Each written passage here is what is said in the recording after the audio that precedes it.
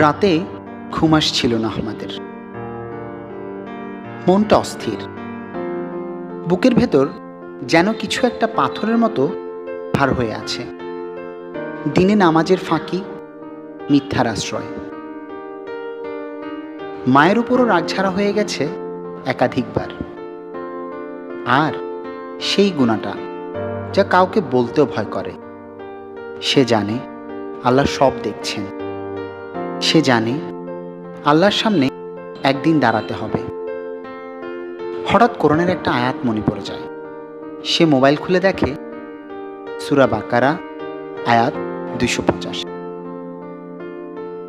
সামি'না ওয়া আতা'না গুফরানাকা রব্বানা ওয়া ইলাইকাল মাসির।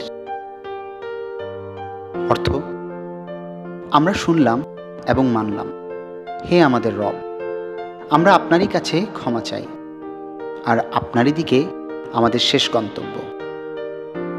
আহমদ গভীরভাবে ভাবতে থাকে, আল্লাহ, আমি শুনেছি, আপনার কালাম আমি শুনেছি।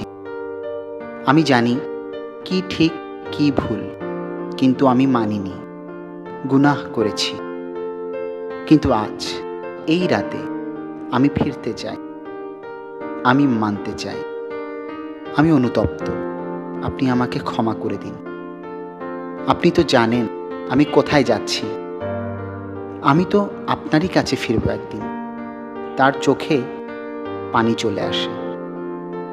তার ঠোঁট কাঁপতে কাঁপতে বলে ওঠে, সামি'না ওয়া আতা'না গুফরানাকা রব্বানা ওয়া ইলাইকাল মাসির।